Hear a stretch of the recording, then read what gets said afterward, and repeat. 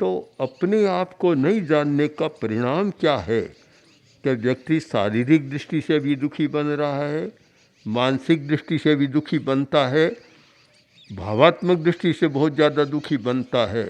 कि बस आज तो एक छोटे बच्चे को भी 10-12 वर्ष का एक थोड़ी सी कोई बात कह दी, इतने में या तो रूठ जाएगा, घर से भाग जाएगा और भी आगे कुछ कर लेता है आजकल। तो तीनों तरह से दुखी हो रहा है, शारीरिक दुख, मानसिक दुख और भावात्मक दुख। और सबसे जटिल होता है ये भावात्मक दुख, ये इमोशनल, सारा ये ज़्यादा दुखी होता है।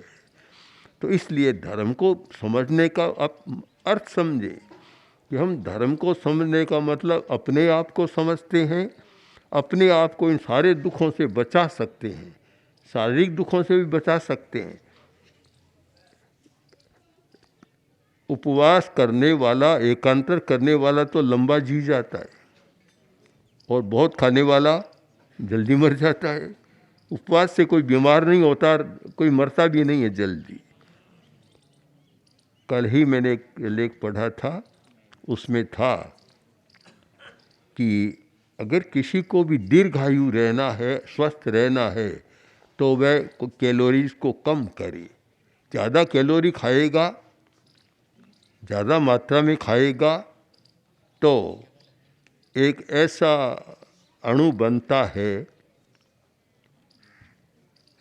कि जो कंट्रोल में नहीं रहता और वह बीमारी पैदा करता है। तो इसलिए कम खाना, अब कम खाना ये कोई धार्मिक नहीं कह रहा, हम लोग तो कहते ही थे, साधु साध्वियाँ तो कहते थे उन्होदरी करो, कम खाओ। पर आजकल तो जो शरीर विज्ञानी इतना कह रहे हैं कि सुखी जीना है तो कम खाओ। तो इसलिए आप समझे कि धर्म क्यों, ये समझ में आना चाहिए कि धर्म के द्वारा मैं शरीर से भी लाभ उठा रहा हूँ, स्वस्थ रहा हूँ, मन को भी प्रसन्न रख सकता हूँ और अपनी भावनाओं पर भी कंट्रोल रख सकता हूँ, क्रोध आदि पर, तो एकदम अच्छा जीवन जी सकता हूँ।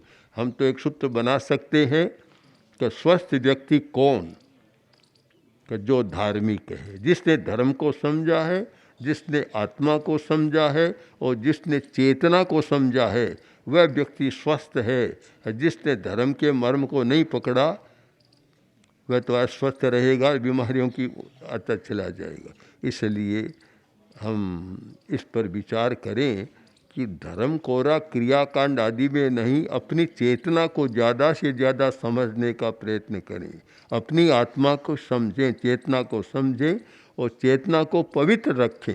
अब पवित्रता की क्या मनोविज्ञान की भाषा में होता है सकारात्मक नकारात्मक, किंतु जैन दर्शन की भाषा में जो व्यक्ति 18 पापों से बचता है उसकी आत्मा पवित्र रहती है। करेमी बनते सामायिक सावध्यन जोगम प्रत्यखामी, सावध योग का मतलब 18 पाप। जो 18 पाप से आपको बचाता है उसकी आत्मा पवित्र रहती है, और जो 18 पापों का सेवन करता है उसकी आत्मा मलिन हो जाती है। बस इतनी सी बात समझ में आ जाए तो शायद बहुत अच्छा धार्मिक और बहुत अच्छा व्यक्ति सुखी बन सकता है।